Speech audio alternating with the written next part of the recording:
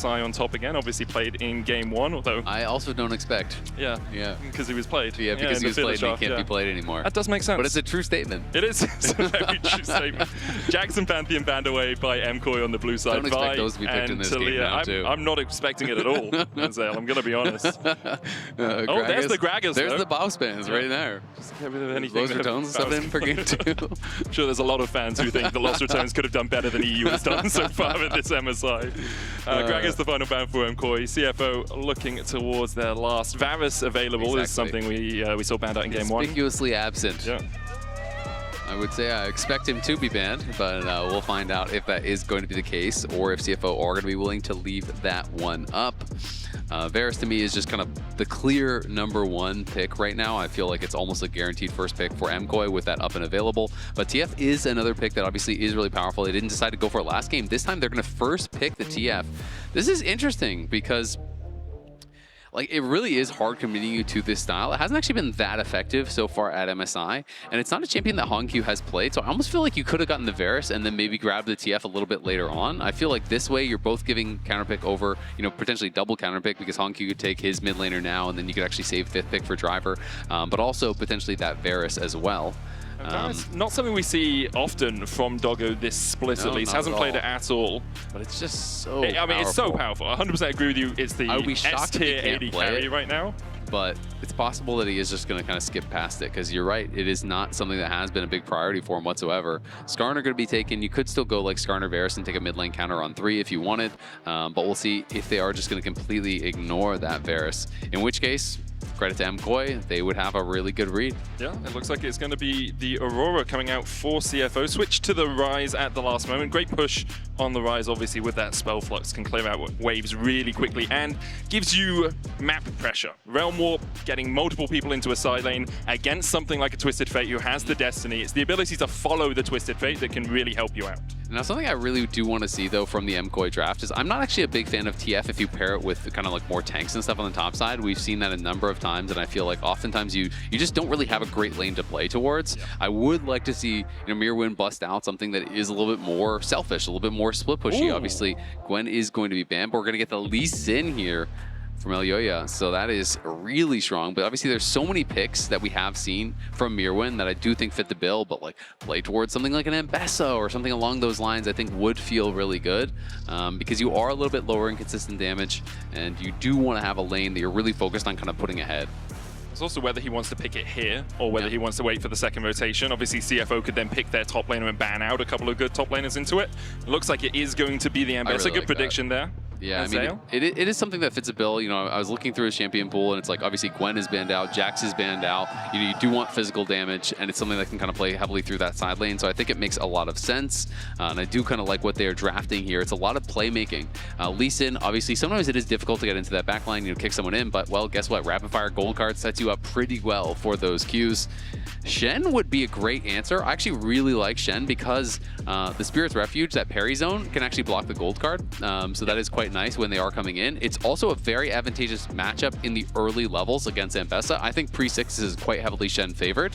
As long as you're actually playing it well, you're pulling the blade through for the empowered autos. I do think it really does go in your favor.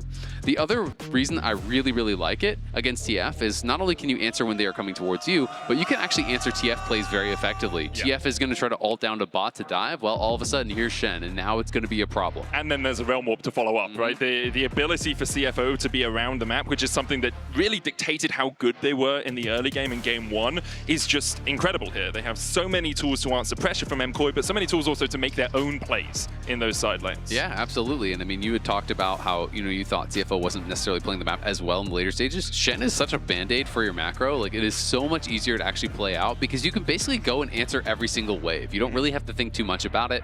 You know, I'm not expecting him to go like solo queue and go flash ignite. It probably is just going to be flash TP. And then you always have a global pretty much to be able to answer whether it is your ult or your TP. So it's very comfortable to go out towards those side lanes.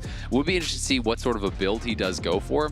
Obviously, Titanic is very, very popular, but a lot of the Shen 1 tricks do prefer just going like more of a pure tank style, where you're just going something like bombies into Deadmans and then, you know, using that bombing for your early wave clear. You can become incredibly tanky that way. Obviously, your damage is lower, your wave clear is lower, so there are kind of pros and cons. But when you're looking at a damage profile like of a composition and it's a little bit on the low end, sometimes those more aggressively tanky builds can become such a problem for them. And you just can't actually punch through and finish off Shen, especially if you're auto-attack focused, just because of that W. That parry zone is so powerful. Spirit's Refuge just does so much work in that sort of situation. CFO looking towards the Zeri with 4 AD carry bans in the second rotation. Kaiser, Varus, Lucian, and Kalista all taken away. If I'm looking at Supa, you're falling a little bit down the list. Things like his Xayah, his Tristana, it does have an okay Draven as well if they want to be a bit aggressive in that lane. But for Doggo, it's actually going to be the Jhin locked in the end. Honestly, I really like Jhin here. You know, I do think, you know, one of the kind of struggles of Jhin is punching through frontline. There's not really any super tank that's going to be drafted here. You know, maybe go towards like a Braum or something, but I don't really expect that. Alvaro, I think, is so good on the playmakers. I do want to kind of continue to see him there. I'll be interesting to see where he goes, if it is going to be something kind of standard like a Rel, which, you know, is up and available. Rakan is also up and available. Caitlyn would be interesting and would open the door for more of these aggressive pairings. You know, some of the Enchanter pairings, things like Nico, I think, can work great as well, because Nico has that luxury of being both an engaged champ and something that can really facilitate the poke very, very well in lane.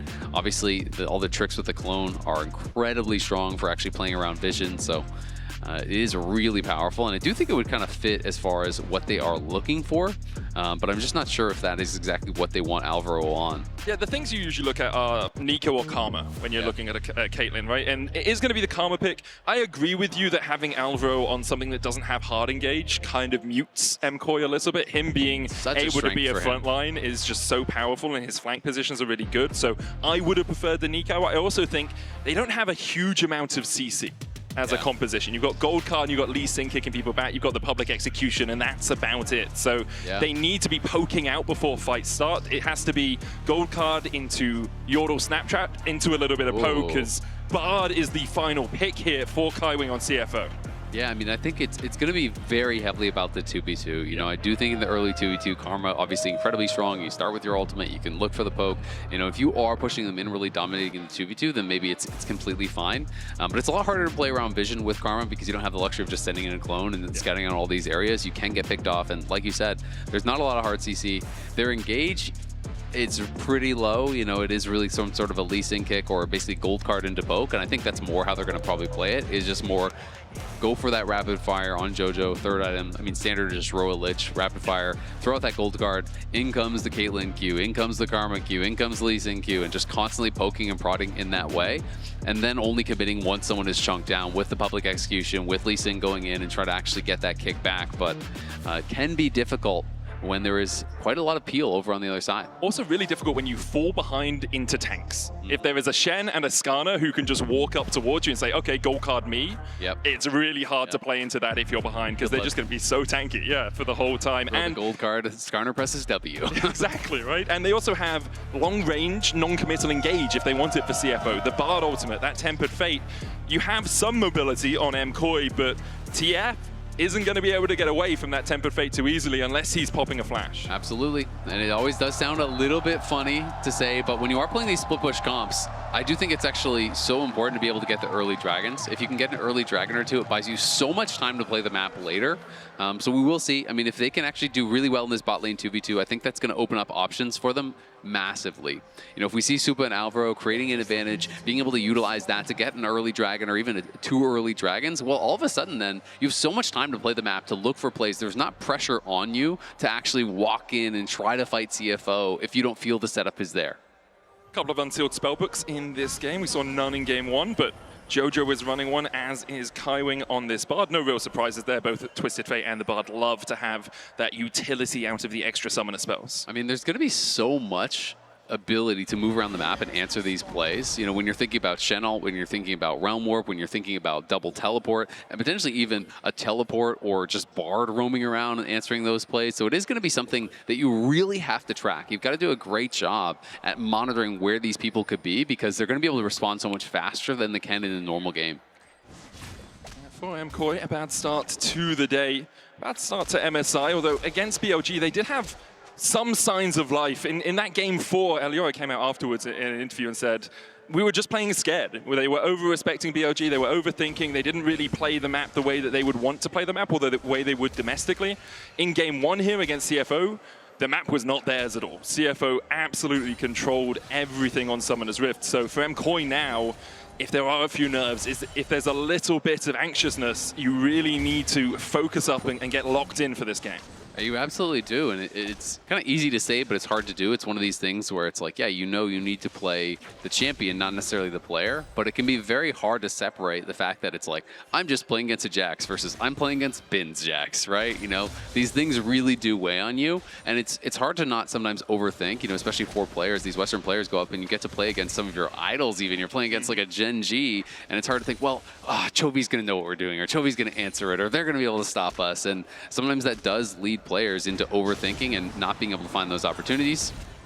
Even in a series like this where CFO, they've got great players, but they're not as well known as a JunJia or an AL or a T1.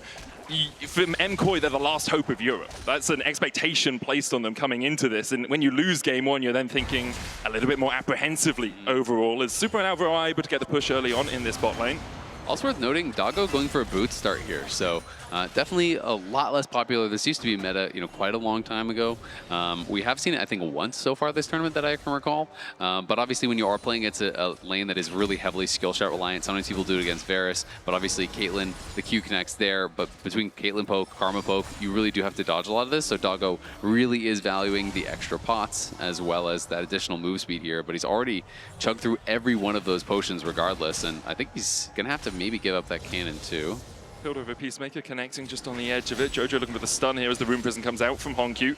Jojo on the wrong side of the trades in mid. Elyoya's finished his clear and now he's on the bot side Scuttle Crab. JunJia went towards the top side, but is also on that Scuttle Crab right now. Driver taking a tower shot. Could have been a great trade for him, but shadow dashing underneath that turret range makes it a little bit trickier to get the damage down onto Myrwn. It really does, and I think he's going to be able to get the crash either way, but it is one of the great ways to play against Shen is because Shen has really crap wave clear. Like, you are so bad at pushing in these waves, that is why you almost always need to rush a bombies or go Titanic or do something to facilitate that. But if you can, you know, before they're able to actually get there, be able to hold waves outside the turret. Sometimes Shen can no longer go aggressive because you can't actually taunt in a tower range, but you struggle to actually crash the wave. So it can be a way to really play effectively against the Shen. And for Myrwn, it really is just all about being able to just kind of survive the early pressure that Shen is going to be put on. You are going to outscale. You know, when you hit Eclipse and you get level 6, you're going to be in a really good spot. HongQ locked up with the gold card. Elyoya jumping in as well. Will hit the Sonic Wave. This is just harass more than anything. Doesn't even pop the cripple part of the E, that Tempest cripple. JunJia, though, a magical journey to the bot lane as Alvaro flashes away. Supa trying to get away as well, but a good Ishtar's impact. The root blocked there by Supa. Alvaro will fall first, and now Supa needs to get the hell out of here. Does still have a flash of his own. Doggo flashes, fourth shot to the back. Supa and Alvaro fall. Yeah, Supa tries to block the W there, blocks the root, but the problem is it means Alvaro's just going to go down anyway, and then Supa becomes the target here himself. Doesn't use the flash as Doggo flashes in with the 4-shot. They finish them both off, and this time both the kills go to Doggo. That is such a problem. Early Swifties even going to be able to buy some more damage on top of that. And this Jhin going to be a problem. That's the playmaking we've come to expect here. Kaiwing and JunJia so active. I think they were feeling a little bit too comfortable, thinking, you know what, it's Skarner early, he's just going to be farming, he's just going to be chilling, but no vision in the river whatsoever for the MKOI bot lane. You're going to be able to get in behind them. Great flashback from JunJia, brings him all the way back, stuns him into the wall, and then Supa trying to survive, but we're going back to live. Prison's going to hit. There's the Ishtar's impact as well for the suppression. TP coming in from MKOI as they try and save Alvaro. Elyoya jumps across the wall, and now JunJia is in for a world of hurt. He'll fall. MKOI on the board as Myrwn lands with the TP, but will just clear out the wave. And now they're just going to try to delay Myrwn from getting up towards that top side. Because yes, we did see MKOI overload mid lane. They were able to get a kill there. Great job by them. And they're going to use this to try to start up the dragon. The advantage for CFO is that no one is answering top lane right now. So that is Doggo that is getting this farm up on that top side, trying to catch up as far as the CS is concerned with Supa. And just, you can see he's very slowly pushing this out. It will eventually stack and push away, but he's going to deny probably an entire wave. Destiny in onto HongQ. The Rune Prison comes out as well, but Myrwn gets the kill. Ishtar's impact is going to take him back underneath the tower. Has to try and flash away. JunJia puts him in the dirt, and Jojopyun will be able to walk away. A 1-for-1 exchange. CFO will get the feat of warfare as they picked up their 3rd kill. This time, I do feel like it favors CFO a lot more because you get that 1-for-1, and again, still no one is actually answering the top side. Kaiwing is going to be annoying here, try to hold as much as he can. But this freeze has been maintained for quite a while. Again, eventually it will stack up and push away here, you have to think. But that is a lot of waves, a lot of experience that is being lost by MKOI on the map. The whole time, Driver has been mid lane. You know, HongQ gets out, or rather, he's been bot lane. HongQ gets back out to mid lane and will pick up that wave. So it is going to start showing itself as far as the experience is concerned. You can see Doggo now already hit level 6 here. So he's up with the solo laners as far as experience is concerned because he's been getting solo XP on this top side for quite a long time. And just now, finally, feels like a couple minutes later, MKOI is sending someone up towards that top side to answer. Supa's going to go up there. I'll be matched by Alvaro in a moment's time. Love to see that wave and see if it's still frozen by Doggo and by Kaiwing. No, it looks like it's slowly going to start pushing out towards the MKOI side. So with the freeze broken, should be okay for Supa just to stay back underneath his tower until that wave pushes in, with Alvaro still working his way through the jungle. HongQ doing a good job against Jojopyun here in the mid lane, who's gone for the Catalyst. Went double Ruby Crystal to start, gets Catalyst of Aeons now, so isn't going for that immediate damage spike that you can sometimes go for. Yeah, definitely the most common build these days is just going to be Roa, Lich Bane, Rapid Fire, so kind of expecting that. They are looking for a potential dive here. Curtain's open. Supa has the flash, and because of the protection of Elyoya and Alvaro, they are able to back away, but this is really well done by CFO. They froze the wave on the top side. Temper Fate connects. It's onto Elyoya, who flashes away from the Impale.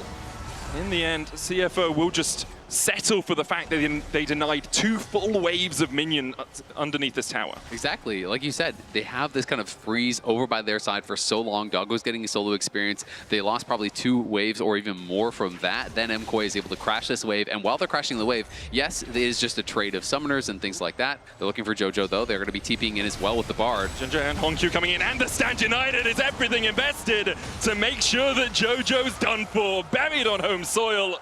Jojo goes down. The Avengers assemble. 4 members from CFO show up. It's a TP from the Bard. It's the Shen ultimate. It's the Realm Warp with 2. 4 members just materialize on your screen, knock down your mid laner, and now they're over here trying to take down these grubs. Elyoya looking to see if there's an angle to steal one away. He already got the first one, so this would be the second for MKOI if they can get it, and they do manage to sneak it away in the face of CFO.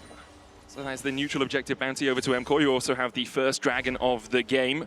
We're really going to be playing around who gets that first turret, it feels, for the feats of strength. Yeah, it is looking that way for sure.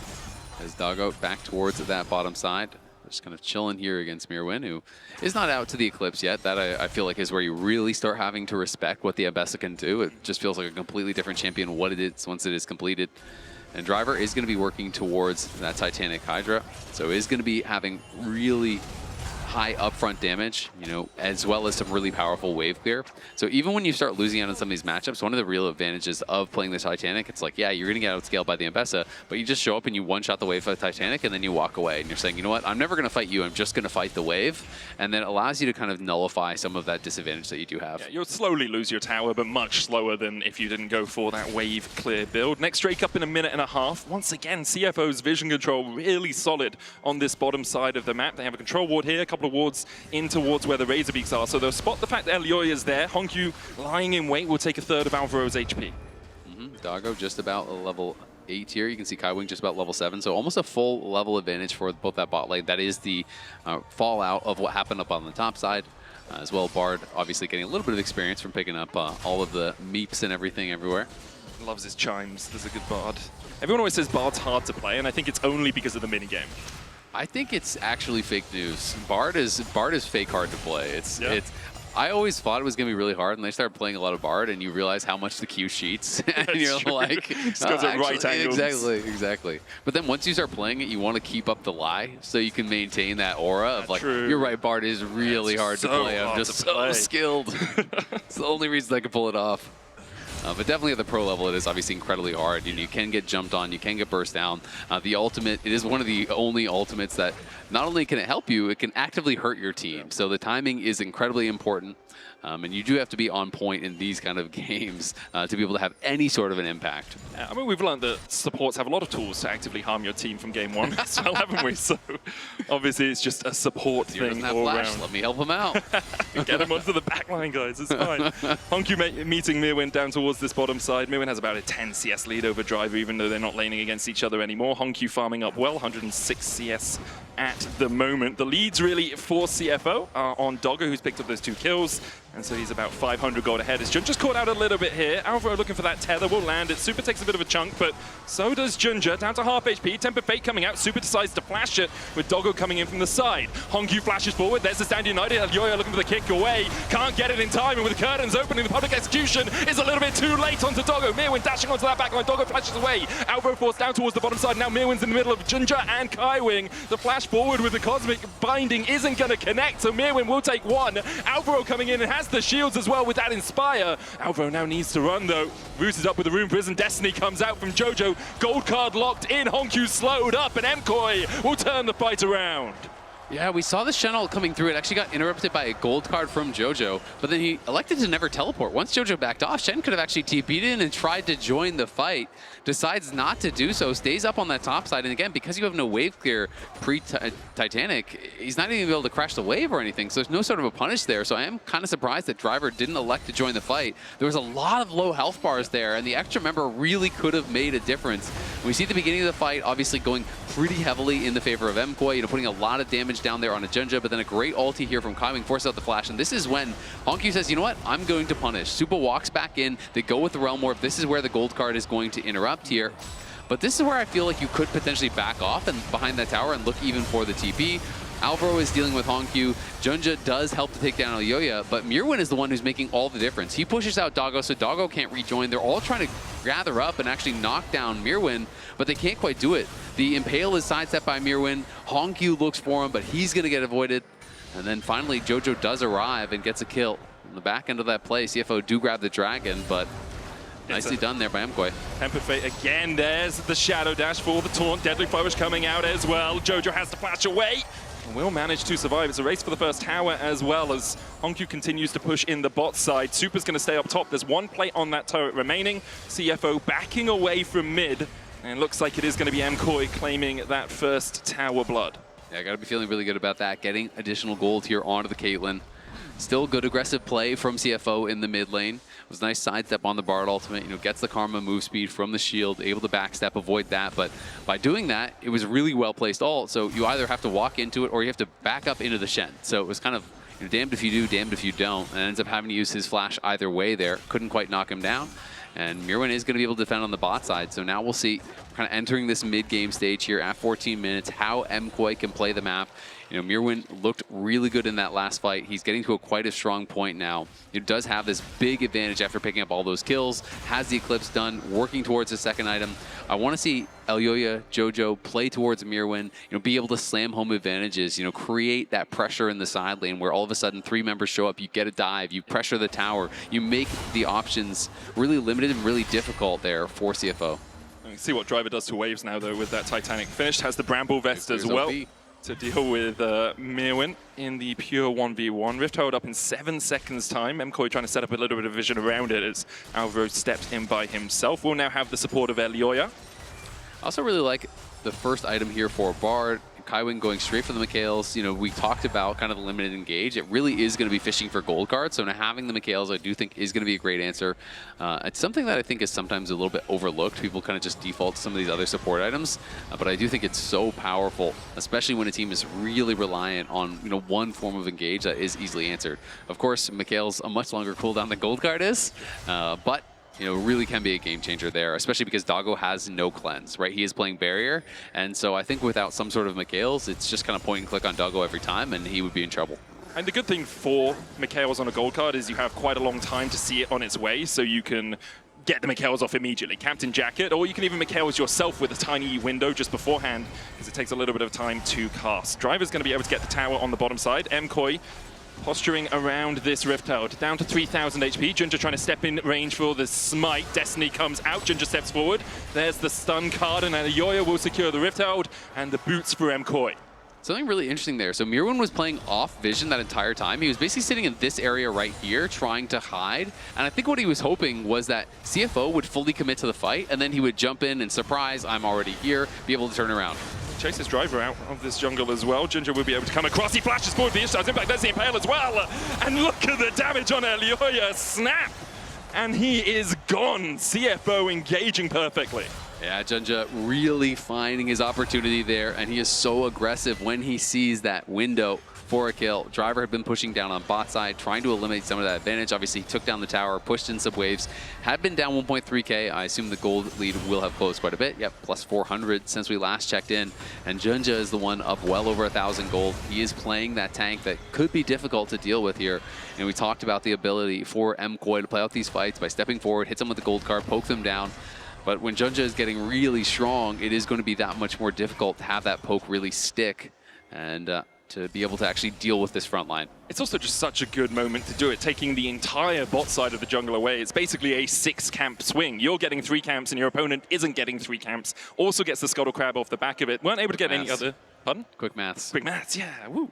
1 + 1 is 3, minus 2 is 6. No, Anyway, no other neutral objectives to do. I did a little bit. Look, man. Man's not hot. Now we're back to Fast and Furious. We need to get Freak back here. I remember the good old 2017 days, eating Taco Bell at 3 o'clock in the morning while in the LA studio. We had him back for a playoff game. Yeah, it was good. Yeah, solid caster. A little bit bolder than I remember him, I think. A little bit bolder? Yeah, he's lost a little bit more hair than the last time I saw him. Fair. Yeah. Happens to the best of us. Yes, it does. I'd like you all to know the medic stared right at my bald head after I said that. It's the reflection from the lights, Azael. I can't avoid it. Next Drake up in 20 seconds time would be the second of the game for either of these two teams. Driver trying to shadow dash onto Jojopyun, who doesn't have the teleport currently on this Twisted Fate. Running the heal and the flash. Alvaro flashes immediately away from HongQ, but the chase continues as JunJia finds his man in the jungle. Alvaro with a great mantra there to get a little bit of extra health back. Supa tries to open up on HongQ, and now the collapse begins for MKOI. Stand United coming out as HongQ steps forward onto Myrwn. Myrwn flashes away himself. Jojo's here. Gold card locked in. Temper Fate hits 2. JunJia looking for the Ishtar's impact. Oh, everything mistimed. The Impale too slow. The dash in too fast. MKOI are going to look for more as they get the kickback. Public execution onto the backline. MKOI begin to turn the tides in the fight. Flash forward from Supa. Immediately into Driver, who lands the taunt. JunJia tries to open up, but can't get close enough. Supa able to get away across the wall. The chase onto JunJia continues. Elyoya so deep, though. And the rest of MKOI unable to back him up. Alvaro caught with a deadly flourish. The curtains open, looking for Supa. Can't find him as he steps out of the back of the range. Not able to actually grab that last kill. Really messy fight, though, back and forth. Looked like it was going to be really positive for MKOI, and then CFO, they hit this great Bard ulti, and you're thinking, uh-oh, MKOI is going to get cooked here. But Kaiwing throws out the binding way too early. The Impale is not there. You know, everything missed time from CFO, and then they had to go into this fighting retreat. The start of it is Alvaro trying to retreat here, you know, getting hit by the deadly flourish, does have the Mikhails on himself. The mantra comes out, trying to heal up, and then they see Myrwn here kind of on the bottom of the screen, looking to try to turn onto him. You can see HongQ's going to flash in with the Stand United, trying to set that up, but then Myrwn gets back. And this is where the health bar is getting a little bit low. CFO realized, okay, we need to retreat. Now, this is all about timing. You have to actually watch the spell effects there. Everything too early. The Impale, the Taunt, the Cosmic Binding. Had they hit that, that is probably just 2 instantly dead members from MKOI and an absolute disaster for the EU side. But then Supa, I think, here gets kind of over-aggressive, flashing into the pit. I feel like that was a bit too far. MKOI getting really excited here, trying to get the most. As Elyoya goes through, there's the Spirit's Refuge, there's the shielding from JunJia, everything there to try to keep him alive. And you can see, realizing his mistake. Because if you slow it down as well, you get the Drake off the back of it. Yeah. Now CFO have that Mountain Dragon, a very, very minute gold lead for them as well, only 100 gold in it so far. 2 items have been completed on Jojo and on HongQ. AD carry for Doggo as well has 2 in his pocket. I don't even know if Jojo had spent his gold prior to that fight, because the last time I saw he was just on Roa, so you know, and I saw he was up gold. Okay, nice timing there with the Bard ultimate. Can always deny that Rift Herald charge. So Jojo buys a full item on his base with the Lich Bane, and obviously with that dagger going to be working in towards the rapid fire. That is where things really do change. You know, not that your damage is really ramping up that much, but it just changes the way that you have to play the game, because all of a sudden you really can just walk forward every time gold card is up and you have the rapid fire ready, and you're just fishing for those gold cards. You're looking for poke. But Doggo on the other side is definitely going to be a problem. He has been playing very well and is likely working in towards LDR third here, I would think. Yeah, he's in a really strong spot. 700 gold ahead of a Karma Caitlyn lane, which is usually so dominant in the early game, taking 5 plates down towards that bottom side. Supa was moved towards top to get some plates for himself, but hasn't actually been able to participate in any of the kills or assists for MKOI. Yeah, and it would be so interesting to actually know the total gold swing and amount of experience that was missed by MKOI when Doggo was freezing that top side, freeze, because to me that was such a big turn in the game where they didn't have kind of those correct lane assignments. They tried to overload one side, really punish. They couldn't quite do it.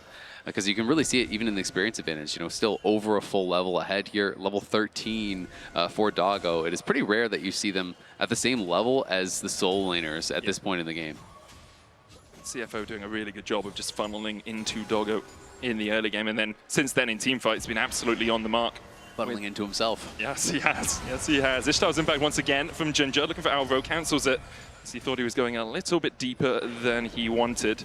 Next Drake up in 2 minutes, so this is all just vying for pressure, vying for vision control around this bot side. Obviously with Artican up, there's always the possibility you can sneak it away. It's something we've seen CFO like to do at these 2-man objectives while presenting on the rest of the map. Tempered Fate doesn't connect, as you say. Good sidestep there from Alvaro. Nicely done. Supa showing up mid lane though, and JunJia's behind him. He doesn't have flash. JunJia going in. There's the Impel, but Supa sidesteps it. Now with the TP coming in from MKOI, maybe they'll look for the fight. Destiny as well, cancelled with the Shadow Dash. Jojo's going to lock in the gold card. We'll pocket onto Driver. Meanwhile, in the mid lane, JunJia able to escape for now. The ace in the hole will only hit on the Kaiwing's backside. And in the end, JunJia will manage to get to safety. Yeah, that's critical though by Supa. Really well done by him. Able to avoid pretty much everything there. Didn't even have his Ghost available, and thankfully didn't need it.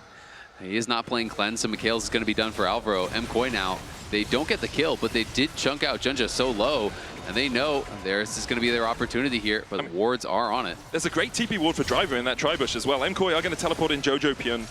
Artican already down to 7,000 HP. HongQ trying to get in here as well. JunJia might be too late to get here. Ishtar's impact going forward, looking for the smite, but kicked away. Now they'll turn onto HongQ. Public execution down onto him. Rooted up as well by the Yordle Snapchat. He'll fall. MKOI need to retreat out of the curtain calls. Alvaro takes the first shot. Jojo the second and the third. Driver trying to step in, looking for that Shadow Dash. Myrwn waiting in the bush, seeing if he can find an engage. Driver dashes away with the taunt, and MKOI will back away. Nicely done, MKOI, you know, getting that bit of pressure all off of this failed dive onto Supa.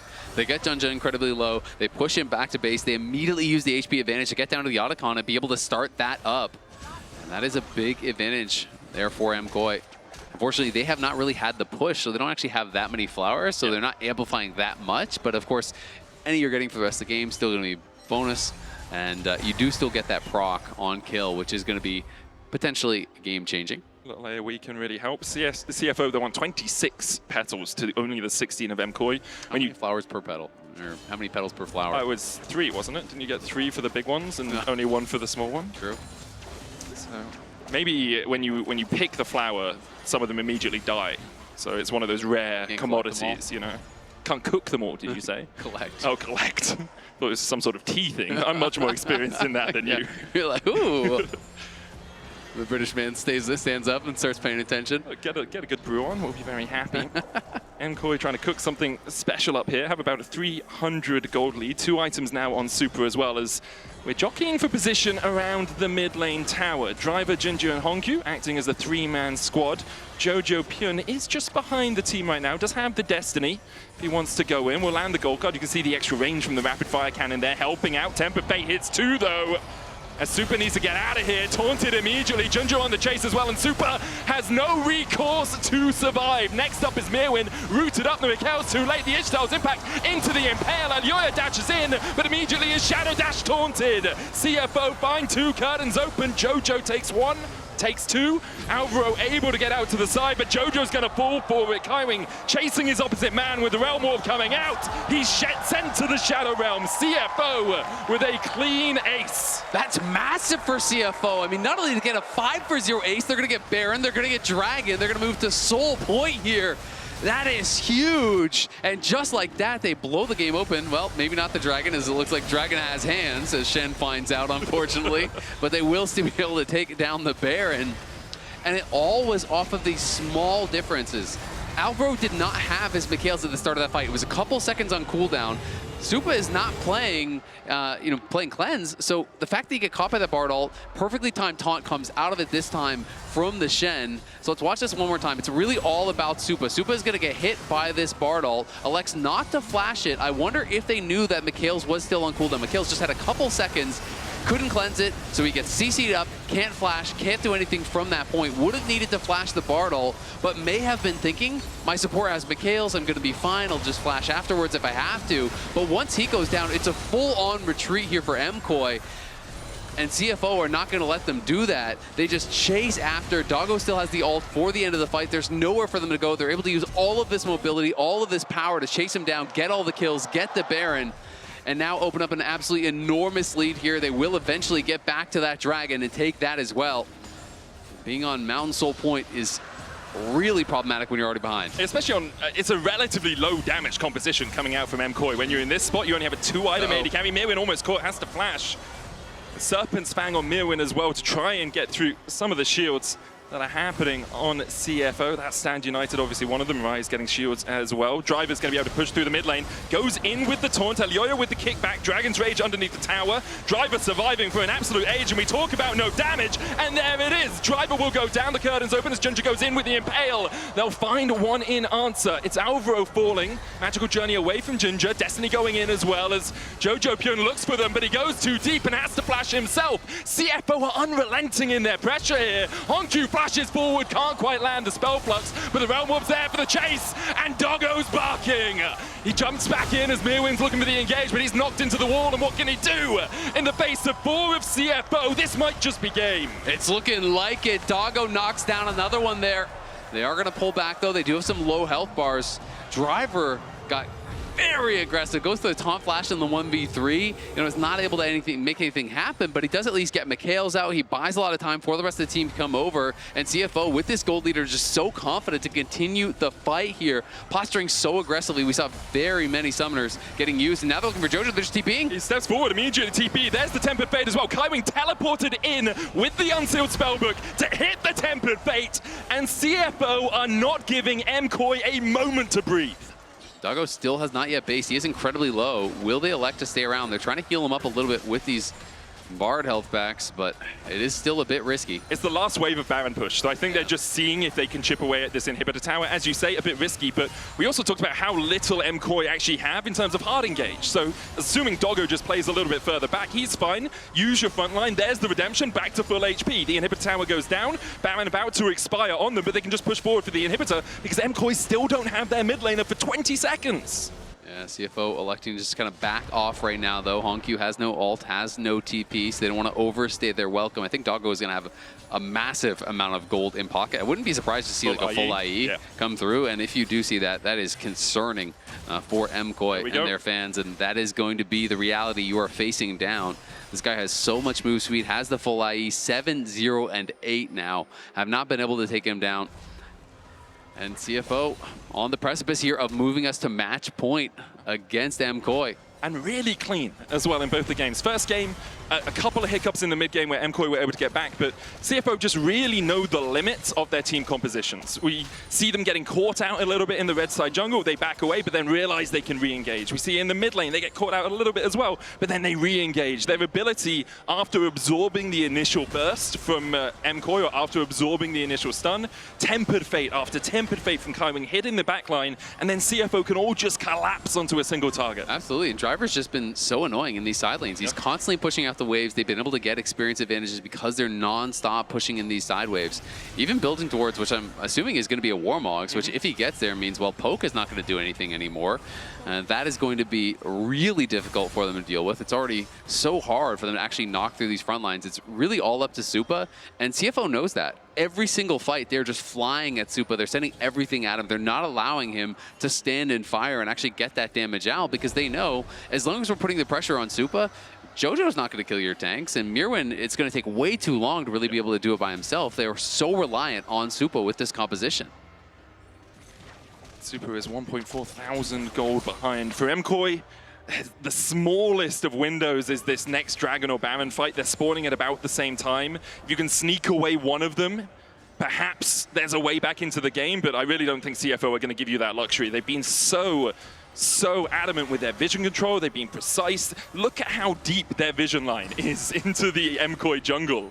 It's past the red buff. It's around where the wolves are. It's so hard for MKOI to step up, especially since they don't have a true tank. Yeah. So who is guiding this Karma through? Well, it's Myrwn right now, but he needs at least another member, or even 3 of them, to actually put pressure into the enemy side of the map. Absolutely, and Elyoya just hasn't really been able to get much value on the Lee Sin so far this game, but there is always the opportunity to make a big play on this champion, and that is why it is so exciting to watch. He is down 2.6k. It's going to be very hard, but hey, if you can get into the back line, kick someone like Doggo in, get a kill on him right to start a fight, then you have more of an opportunity. But that is going to be tough, and HongQ now just bought a full death cap. This guy is well and truly online, hit level 18, and he is ridiculously strong. So you're going to have to find those kind of picks. You're going to have to find those kind of plays. And really, the only one who has that kind of explosive X factor is Elyoya. So it falls squarely on his shoulders. The captain of the team rebuilt it around him. He's behind them. As he is behind them on that flank position. The Dragon secured by HongQ in just a moment's time. Has that Realm Warp. That's why he's been left to his own devices down there. Will be solved for CFO. There we go. He secures it. Driver looking in. TP coming out from HongQ as Jojopyun will land the stun across the wall, but JunJia's already onto towards the back line. Driver's taken no damage as of yet. Myrwn trying to dance around. HongQ goes very deep though, but there's the Stand United, there's the shield, there's the Seraphs! The Angel on his shoulder keeps him alive. Alvaro forced away, and HongQ just jumped into the middle of MKOI, survived. Driver TPs into the base. MKOI, they had one last roll of the dice, but it's coming up Snake Eyes. Not going to be able to do anything there. HongQ knows his strength, pairs up with Driver, and they are on the march to take down this game. Elyoya's going to try and defend, but he's the only one left standing for MKOI alongside Alvaro, who might die as the collapse from CFO can just come in. The inhibitor does respawn in the mid lane. There's Doggo. 10-0-8. His bite is worse than his bark. And CFO pushing. Elyoya trying to defend, but what can he do against all of CFO? One game away from glory here for Apex. CFO are flying high. CFO very nearly took down T1, and now completely unconcerned with what MKOI is bringing out here. They are looking like they are in full control, really playing well in this series. Doggo has been a standout. JunJia has been creating so much action. I love the draft. I love the answers here. The early pick TF, so well answered by the mobility that CFO has gone for. The Shen, I think super undervalued pick. Really great into the Ambessa, lets you play the map. And it's been so exciting to see them make these adaptations alongside the Spellbook Bard that's everywhere, the Ryze. They have been playing great. What do you think, Desk? Is it a sweep?